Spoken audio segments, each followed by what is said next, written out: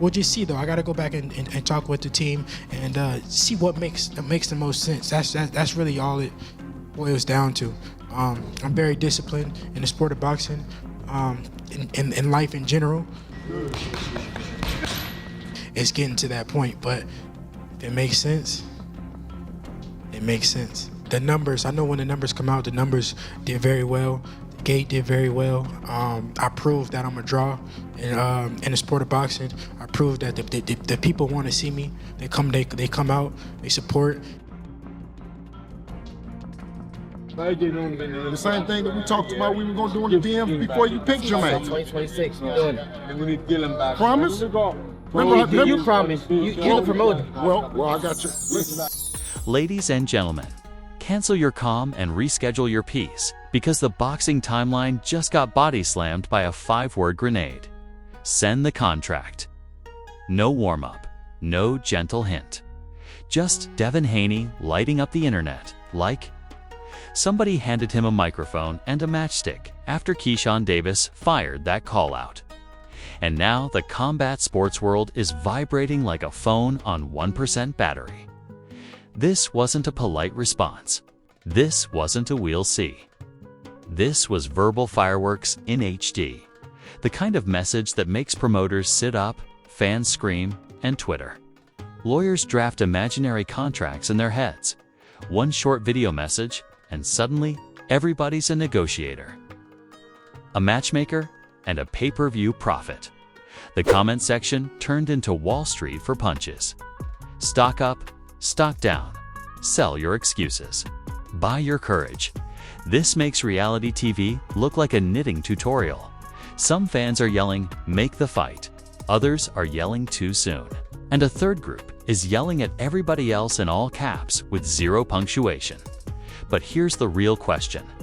Is this real fight energy, negotiation chess, or premium hype with surround sound?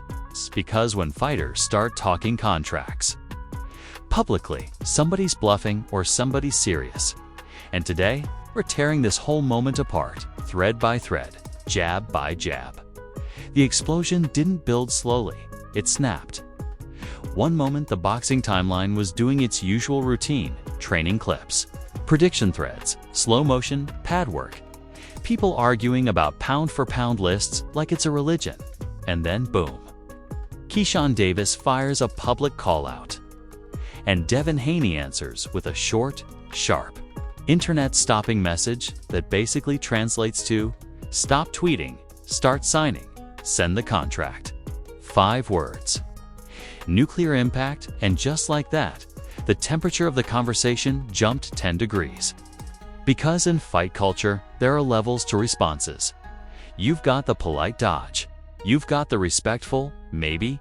You've got the corporate, we'll discuss.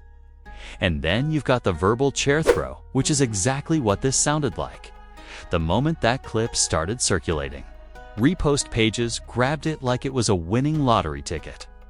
Slow motion edits, caption drama, red circle thumbnails, shock face reactions. The algorithm smelled conflict and said, "Oh yes, we're eating tonight." Now let's talk about why this hit so hard. Callouts are common in boxing. Fighters call each other out the way people order coffee daily and with strong opinions. But most callouts float into the air and die quietly. They're marketing smoke signals. This one didn't float, it landed. Because the response didn't come wrapped in maybe, it came wrapped in pressure. Public contract talk is fight world. Gasoline, because once you say, send the contract out loud, fans hear only one thing. Either you're ready or you're calling a bluff. There is no middle lane. Nuance packs its bags and leaves the arena immediately. The fan base is split into 3 loud tribes. Tribe 1. This fight is happening. Book the arena. Print the posters. Start the countdown. Tribe 2. Relax. This is negotiation. Theater. Welcome to pre-fight marketing season. Tribe 3. I just came here to argue with strangers. The third group was the most active. Comment sections turned into digital press conferences with 0 moderation. people quoting imaginary purse splits, debating weight classes like certified scale inspectors, throwing around contract terms they learned from video games and podcasts. Suddenly, everybody is a promoter with Wi-Fi. Reaction channels jumped in like storm reporters, titles screaming, "Haney accepts, fight confirmed, contract demand." Notice that beautiful little question mark doing legal protection work at the end. The punctuation of plausible deniability. Some creators played it balanced. Others went full movie trailer. Dramatic music, freeze frames. Zoom on facial expressions like they contain hidden prophecy. My guy, it's a video message, not the Zapruder film. Meanwhile, boxing Twitter, also known as the International Federation of Overreaction, went into full debate mode. Old fight footage resurfaced. Resume comparisons exploded. Who beat who better threads started multiplying like rabbits with caffeine. People started arguing styles like they were arguing superhero powers. He's too slick. He's too fast. He's too green. He's too small. He's to this, to that, to everything except officially signed. Let's be honest, style debates are the internet's favorite shadowboxing exercise.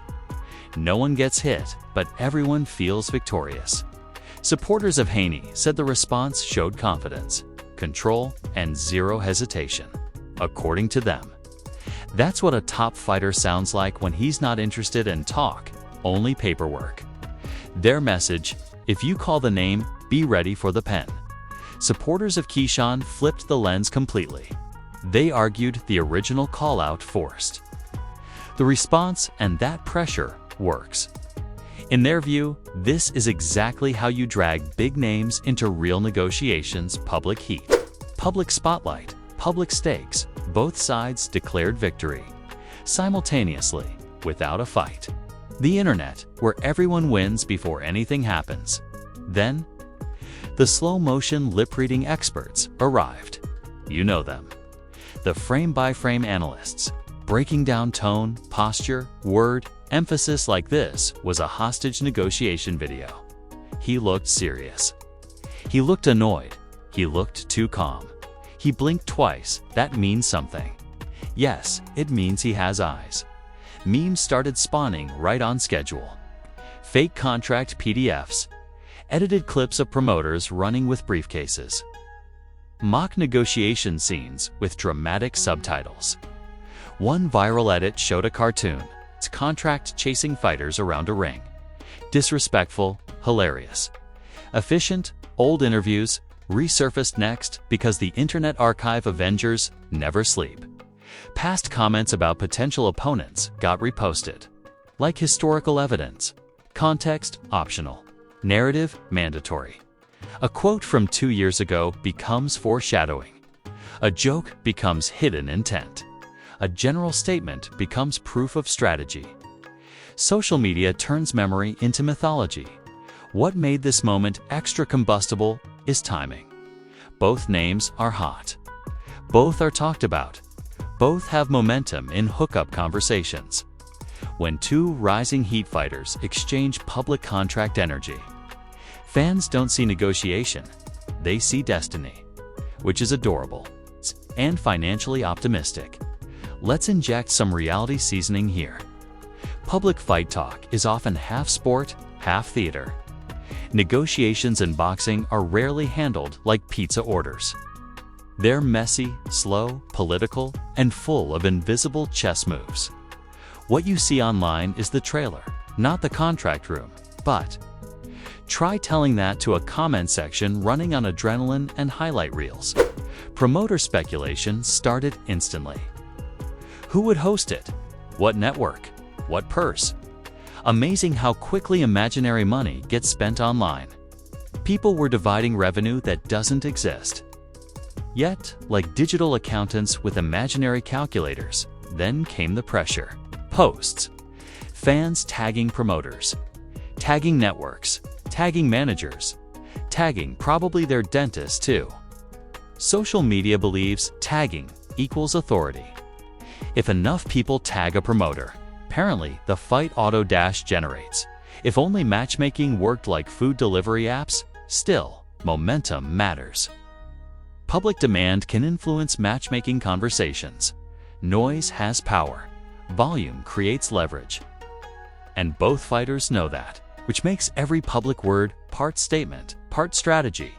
And right now, strategy is cooking behind the curtain. Because when contract talk goes public, negotiations go private. And trust me, this story is nowhere near finished. Now the second wave hit, and this is where the situation stopped being a spicy moment and turned into a full-blown boxing soap opera with pay-per-view energy. Because once the send the contract clip finished its first lap around the internet, the reaction economy kicked into overdrive. Not first gear turbo mode with no brakes and 3 broken SPEE dollars. Suddenly, every boxing page, combat channel, and half the motivational quote accounts were posting breakdowns like this was a presidential address. Frame analysis, tone analysis, intent analysis. If overthinking burned calories, the entire fight community would be shredded by sunset. And this is where the twist seasoning got poured on heavy. Different interpretations started spreading at the same time. One camp said Haney sounded deadly. Serious, contract ready, gloves on, let's go now energy. Another camp claimed it was strategic pressure, a public counterpunch meant to flip the call-out spotlight back onto Keyshawn. Same 5 words, 2 completely different movies playing in people's heads. That's the magic of fight. Talk online, it's verbal inkblot psychology. Reaction creators escalated production like they just got a Hollywood budget. Dramatic intros, fight poster, mock-ups, AI voice trailers, mega fight brewing. Thumbnails with lightning bolts and exploding text. You'd think the bell had already rung and 3 rounds were complete. Boxing. Twitter, also known as the Global Department of Unofficial Matchmaking, started negotiating the bout like they personally owned 3 sanctioning bodies and a streaming platform. Purse splits were invented. Venue cities selected. Ticket prices estimated. Someone probably picked the ring walk music already. None of this based on a signed agreement, just vibes and caffeine. Then, you know the classic move, laughing emoji plus boxing glove emoji plus hourglass emoji. That's the universal language for I know nothing, but I enjoy chaos. Fans treated every emoji like a legal affidavit. Style debates exploded next. And when I say exploded, I mean people were writing technical essays in comment sections like unpaid professors of punkology. Footwork, breakdowns, defense comparisons, speed metrics. Who controls distance better? Threads longer than airport runways. Half the commenters have never wrapped their hands, but they're evaluating jab efficiency like Olympic judges. Supporters of Haney argued that taking the call-out head-on shows elite confidence. Their angle was simple. Champions don't hide from smoke, they install ventilation systems. According to them, this response was dominance through directness. Supporters of Keyshawn fired back, saying the call-out worked perfectly. It forced engagement, forced response, forced visibility. In their view, pressure is leverage, and leverage creates fights. They called it tactical noise generation. Both sides claimed psychological victory without a single glove thrown. Shadowboxing championships awarded hourly. Memes upgraded from funny to savage engineered. Edited contract scrolls flying across the screen. Promoters photoshopped as referees. Fake negotiation tables with cartoon money stacks. One viral edit showed a contract doing a ring walk with theme music. I nearly stood up and applauded. Then came the resume warriors. The stat squads, fight records got posted. Opponent lists compared. Strength of schedule debates erupted like volcanic math arguments. He fought better competition. He passed tougher tests. He hasn't seen that level yet. Boxing fans can turn BoxRec into a battlefield. Old sparring. Rumors resurfaced too, because of course they did. The internet never misses a chance to bring up gym stories from 3 solar systems ago. Unverified, retold, exaggerated, the holy trinity of sparring lore. Meanwhile, the promoter watchers entered the chat. These are the business chess players of the fandom. They started analyzing network ties, promotional alliances, broadcast, politics, and negotiation history like Wall Street analysts studying a merger. Wrong side of the street. Broadcast conflict. Timing issue. Risk-reward problem. Suddenly, everybody speaks fluent boxing executive. Let's inject a truth grenade here. Big fights are rarely blocked by bravery. They're blocked by business math. Risk versus reward. Timing versus trajectory. A fighter can want smoke while a spreadsheet says absolutely not. But spreadsheets don't trend. Conflict does. Live panels started hosting should this fight happen now. Debates for guests. 8 interruptions, 0 conclusions. Chat sections moving at light speed. Every third message in all caps. Digital democracy at its loudest and least productive. Some analysts argued the fight is high risk, high reward, high volatility, the kind of matchup that can skyrocket one career and temporarily scramble another. Others said timing matters. More than courage, wrong moment equals wrong outcome. Nuance showed up briefly, then got booed off stage by hot takes. Another twist, fantasy fight simulations started appearing. Slow motion edits imagining exchanges. Predictive punch stats. AI-generated outcome graphics. We are now simulating fights that haven't been negotiated yet. Welcome to 21st century SHADOWBOXING. Fan pressure campaigns began next. Tag the promoters. Tag the networks. Tag the sanctioning bodies. Tag the mailman, just in case. Social media believes mass tagging equals contract generation. If that were true, half the internet would be heavyweight champion. Through all this noise, one thing stayed. Clear, neither side backed off verbally. No softening. No maybe later energy. The tone stayed sharp. Competitive, charged. That alone kept the fire alive. Because hesitation kills hype, and neither side showed hesitation. But here's where it gets interesting. The louder the public noise gets, the quieter the real negotiations become. Because while the internet argues, the business rooms whisper, and whispers decide fights. Which means what happens next won't be decided in comment sections. It'll be decided behind closed doors with numbers, clauses, and signatures. And when that door opens, it won't creak. It'll explode. Now we reach the fallout phase, the part where the shouting turns into stakes. The memes turn into metrics, and the 5-word firecracker starts casting a long shadow over real careers. Because once Send the Contract escapes into the wild, it doesn't just trend, it brands the moment. It becomes a reference point, a measuring stick, a verbal receipt that fans will bring back forever like emotional screenshots. This is where consequences start forming, not in headlines, but in perception. Because in boxing, public courage statements are like tattoos. They don't wash off when the timeline scrolls away. From this point forward, every matchmaking move gets filtered through that message. If another opponent appears first, fans will ask questions. Loud ones, repetitive ones, knowing ones with caps lock stamina. What happened to the contract? That line is now permanently installed in the comment section furniture. For Haney, the upside is clear. The response painted confidence in bold ink. No duck energy, no hesitation flavor.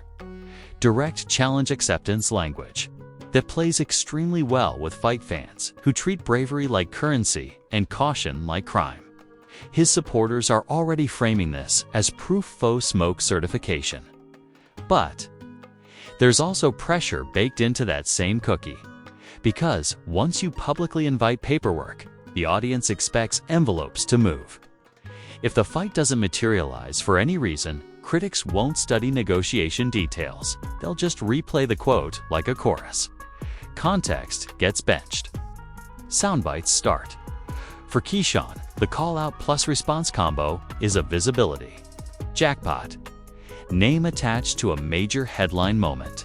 Momentum boost. Narrative elevation. Even being in the contract conversation raises stock. In combat sports, proximity to big names is like standing near a bonfire. You get warm weather, you lit it or not. But, and this is the spicy part, it also creates expectation gravity. Now fans want escalation, not retreat. If the next move looks smaller, safer, or sideways, disappointment tweets will arrive with marching bands. Welcome to the expectation trap population. Every fighter who talks big publicly, promoters now enter the consequence spotlight too. Because whenever fighters show willingness out loud, fans assume resistance must be coming from the suits. Promoters become the default villains of any fight that doesn't happen instantly. Internet logic is simple. If two fighters say, yes, anyone else is a cartoon antagonist. Business complexity does not survive online storytelling. There must always be a bad guy with an office. Negotiation reality, of course, is messier than fan fiction. Weight alignment, timing windows, network contracts, risk curves. Ranking strategies, these factors decide fights more often than callouts do. But try explaining contractual broadcast conflicts to someone typing "stop ducking" with 8 fire emojis. Still, public pressure is not meaningless. Fan demand can tilt conversations. Enough noise can move meetings. Enough engagement can make executives reconsider risk tolerance. Volume is leverage, not absolute power, but influence.